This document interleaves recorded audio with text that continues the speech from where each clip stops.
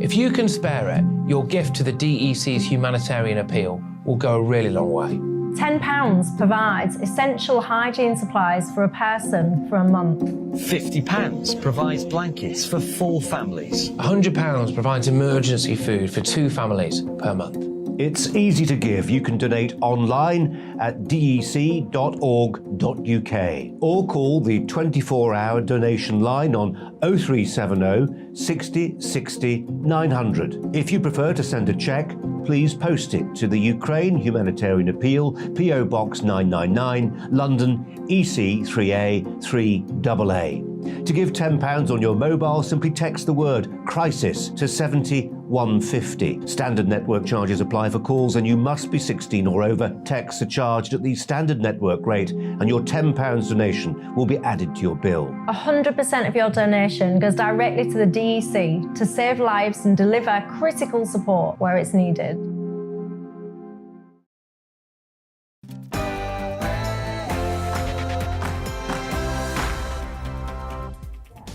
A very good morning to you. It's 9:30 and this is The Briefing with me, Tom Harwood, on your TV and on your radio. This morning we'll be exploring the biggest issues with Cabinet Minister Simon Hart, energy policy with a specialist, and that Ukraine military situation with an expert. All that to come, but first, it's your morning headlines.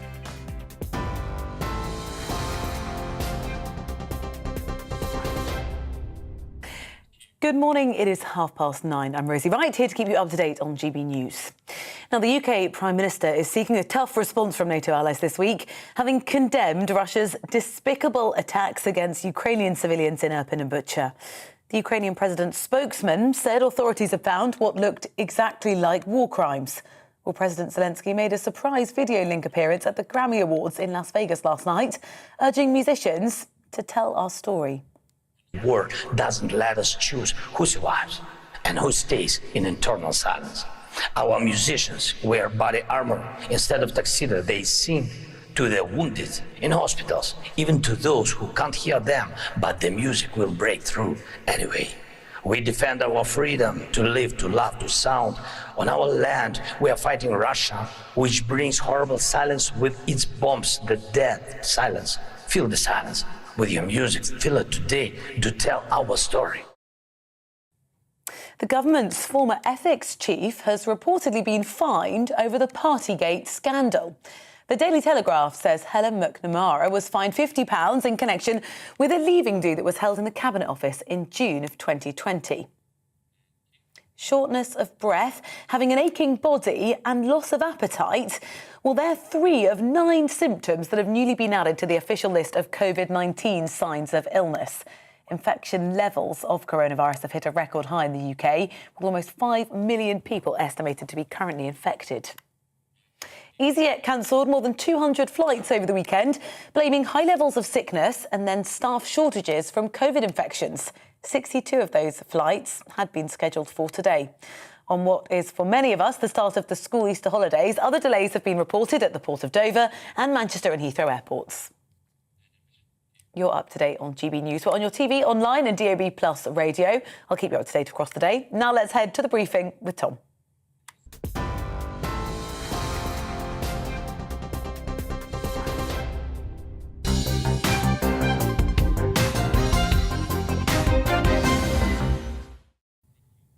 A very good morning to you. It's 9:33 and this is The Briefing with me, Tom Harwood, on your TV and on your radio.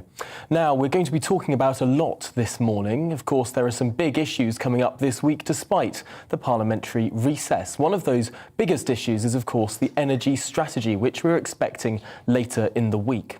Throughout the course of the last month, there has been an enormous amount of consternation in Westminster. Initially, we were told that this strategy would be announced at the start of last month, and yet it's been over 30 days and it's still yet to appear. This energy strategy is expected this week. Business Secretary Kwasi Kwarteng revealed yesterday that Britain could build 6 or 7 nuclear power stations by 2050 in order to move away from oil and gas. It follows reports that the Prime Minister and the Business Secretary have both been at odds with Chancellor Rishi Sunak over funding those new plants. Now, the government's long-awaited strategy is expected, as I say, on Thursday. Well, let's talk through some of the specifics now with the climate spokesperson at the Conservative Environment Network, Jack Richardson. Welcome to the programme, Jack. I suppose, first of all, this has been a very long time coming. There seem to have been an enormous number of disagreements. In your view, where are we at with this strategy? What will be included? Hi, Tom. Thanks for having me. So I think there has been quite a lot of debate, but obviously this is a big energy security strategy. We've got quite a big problem to overcome, and we need to basically construct a new energy mix. So there's certainly going to be a lot of debate among government over how we do that, the best, cheapest, most reliable energy mix we can produce. I personally think that onshore wind has a part to play in that. It's the cheapest form of power production that we have alongside solar. It's become much more popular over the past few years, including those who live nearer to wind farms. And it has a unique ability to reduce our reliance on Russian gas or gas from the European market.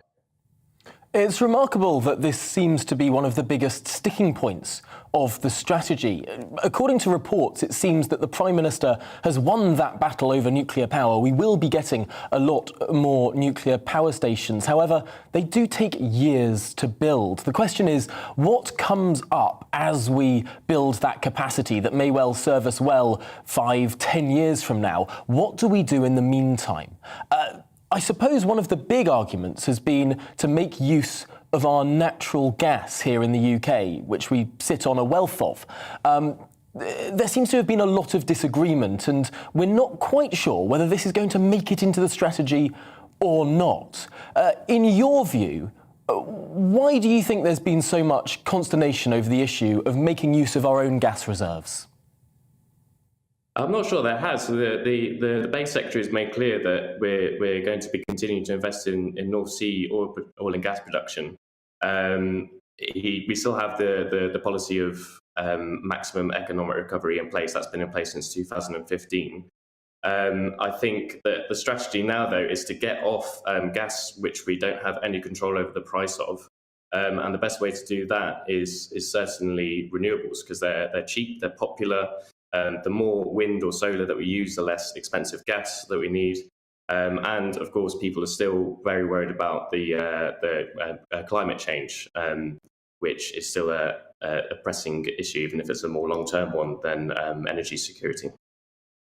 It seems that the salience of climate change as an issue has dropped down the political agenda as people look at their heating bills, for example. It seems that potentially people are more worried about the pound in their pocket, at least in the short term.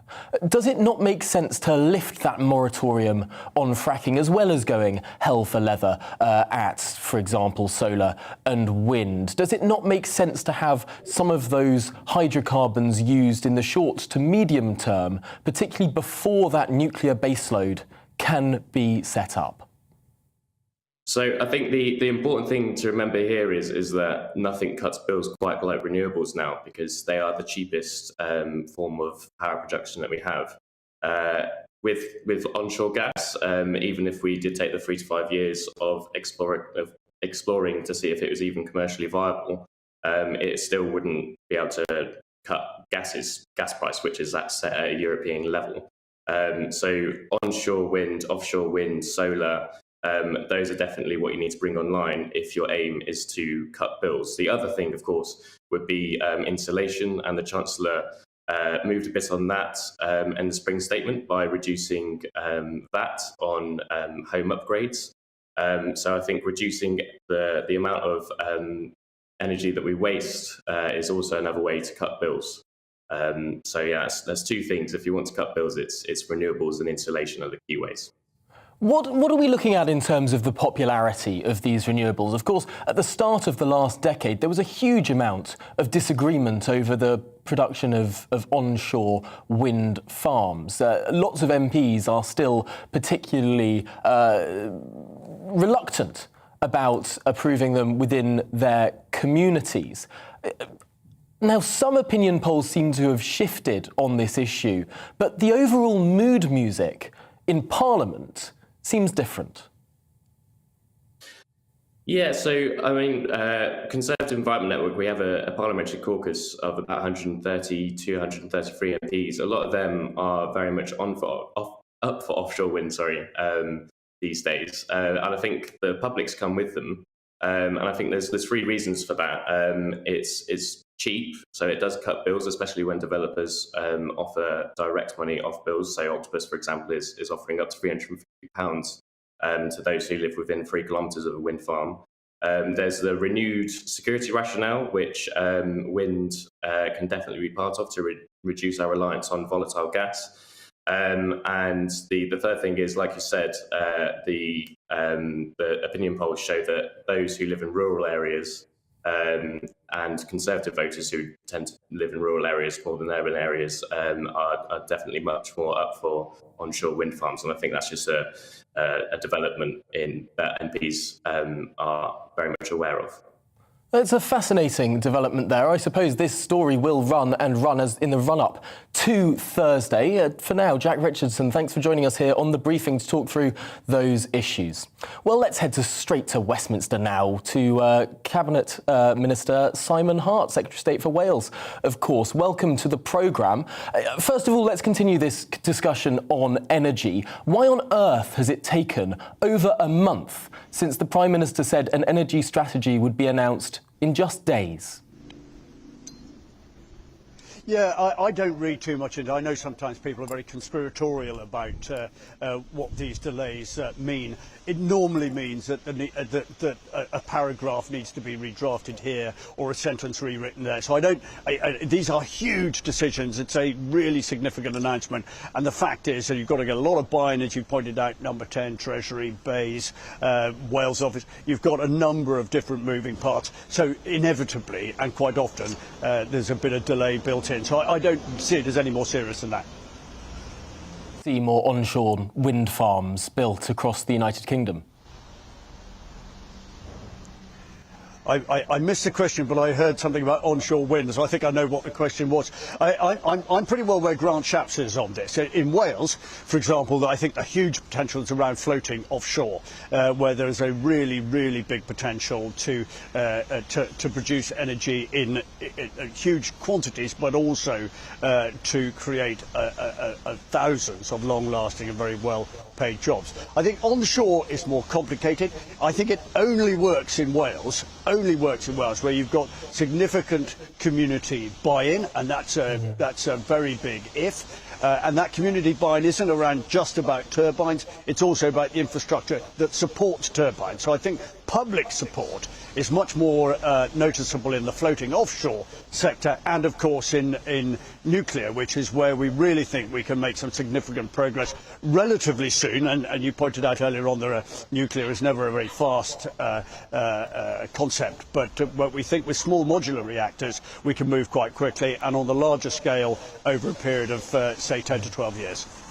And of course, that is going to be a significant benefit to the country, but in the long term, in the short term, people are facing an energy crisis, indeed a cost of living crisis, affecting the pound in everyone's pocket. The Chancellor, in his statement last month, didn't quite seem to meet the moment. People being dragged into higher tax bands, the tax burden, the highest since the days of Clement Attlee.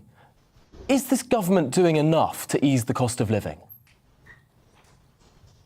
Well, I think Rishi Sunak has a really difficult balancing act to achieve here. On the one hand, he's got to be and wants to be as generous as possible, particularly with the hardest pressed families. He wants to be able to soften the blow of rising inflation and rising energy costs. On the other, he has to keep inflation in check, because otherwise all of the interventions that he's made will come to nothing if inflation runs away from people in a way that we've seen historically that it can. So striking that balance between being, as I say, generous and helpful, recognising that the cost of living crisis is a real thing, and that and it's not just some imagined concept, but at the same time is making sure that we, keep the number. That's a balance here. And I think throughout the whole pandemic, what Rishi Sunak has been able to demonstrate is he does move quickly, he does intervene where he possibly can, he can be, sort of historically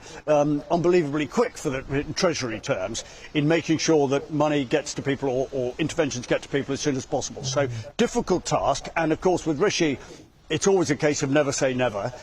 These things we will look at all of the time. Of course, we don't know how the Ukraine war will necessarily unfold, and so nobody's saying like this is it. We're not revisiting this. Of course, we look at it every hour of every day. Of course, significant concern, not just amongst the country, but amongst Conservative supporters. Just this morning, the Conservative Home website published a poll, a survey of Conservative supporters, which shows that Rishi Sunak has tumbled down to being third from the bottom of that survey, on just plus 7.9. You yourself, Simon Hart, on this particular survey, have more than double the approval of the Chancellor amongst Conservative members. Does that show that even if Conservatives, their feelings of the Chancellor have tumbled down just over the last month, where on earth would he stand in the country? Well, I don't think that's probably... I'm a little bit sceptical about online surveys, anyway, tend to be a bit self-selecting for my taste. But I think, for me, what it demonstrates is that, Rishi Sunak could have been populist. He could have made his decisions based on what some online poll on Con Home was going to make of him. He hasn't. He's taken the decisions he's had to take in the best interest of the UK. And the UK economy and the cost of living crisis, and quite rightly hasn't, I'm afraid, factored in a Con Home poll as part of his decision making. And I think, full marks to him for doing that. I think he's done the right thing for the right reasons, even though it's a tough one, and nobody's denying the fact that we are, thanks to the pandemic, thanks to the Ukraine war, this is going to be a very tough time for a lot of people, and there's no, I'm not going to come here and stand here and deny that. And as I say, the Treasury, led by Rishi Sunak, has a balancing act to achieve, and he's proved during the pandemic that he can do it. This is another challenge. I suppose the worry there is when we're looking at the Conservative websites of this world saying that Rishi Sunak isn't cutting taxes enough, and all of the left-wing websites and voices of this world saying that he isn't spending enough on benefits. You sort of have this age-old problem that Margaret Thatcher used to describe. If you stand in the middle of the road, you get hit by traffic on both sides. But I suppose we should move this conversation on to something that has broken over the weekend, of course, these Partygate fines, and particularly Helen McNamara, someone who was the second most senior civil servant across government, being fined, according to The Telegraph, in a personal capacity. I just wonder, reading these stories of the people that we know have been fined, many of them aren't political appointments, many of them are supposedly independent civil servants. Has this row, in your view, Simon Hart, focused too much on politicians and not enough on the culture of our civil service? Well, I don't know the ins and outs of that, and I'm not part of the police investigation or the Sue Gray investigation in all of this. All I do know is that whether it's senior civil servants or senior politicians, when we look back at any week in our lives, and particularly those frenetic weeks in the early part of the pandemic, there are many things and many decisions and judgments that we probably all made at the time that, some of which are invisible, some of which, like this, are very high profile and command great public interest. There are many decisions we wish we'd taken differently, and in this particular instance there has been, as we promised there would, an investigation which has led to, in the process of leading to a sort of final conclusion, and there are people who are being fined on the fixed penalty notice system, and we will, in the fullness of time, learn more all about this. I don't think anybody is looks back with pride at some of those moments around parties. But the process is the process, and I don't want to prejudge what its final findings might be. Well, I suppose we might have some time to wait for those findings. But for now, Simon Hart, Secretary of State for Wales, of course, thank you very much for joining us here on the briefing this morning. Now, it's day 40 of the Russian invasion of Ukraine, and world leaders have condemned atrocities in towns retaken by Ukrainian forces. Authorities say they have found what looks exactly like war crimes and accused Russia of committing a massacre. As the Russians have retreated from towns outside Kyiv, bodies of civilians with bound hands and close-range gunshot wounds were found. Evidence of torture and mass graves were also present. Well, the Prime Minister, Boris Johnson, condemned what he said were despicable civilian attacks, saying they were yet more evidence of war crimes. Well, joining me now to talk about the military situation in Ukraine is Patrick Benham-Crosswell, former army officer and military expert. Welcome to the programme. I suppose, first of all, it's extraordinary. About a month ago, we would not in our wildest dreams have expected the Russians to be retreating from Kyiv. This has been an extraordinary failure on the part of the Kremlin. I suppose a marvellous success on the front of the Ukrainians, although still a long way to go. Why have the Russians been quite so inept at taking the capital? The Russians found themselves being suckered into fighting a battle on Ukrainian terms. I think it's generally accepted that, you know, their plan A was do it all in 3 days. When that didn't work, they ended up providing lots of target practice for Ukrainian anti-tank people. What they've done since then, you know, it's easy to say, yes, they've retreated or whatever. Mostly, they've actually managed to withdraw in good order. There hasn't been a rout. There hasn't been a major panic. And I think what we're seeing now is the Ukrainians perhaps tentatively reoccupying the territory that's been lost. Well, out of sight somewhere in southern Russia or Belarus, the Russian army tries to get its act together to perhaps go and reinforce where it's been more successful, which is quite a low baseline in this war at the moment.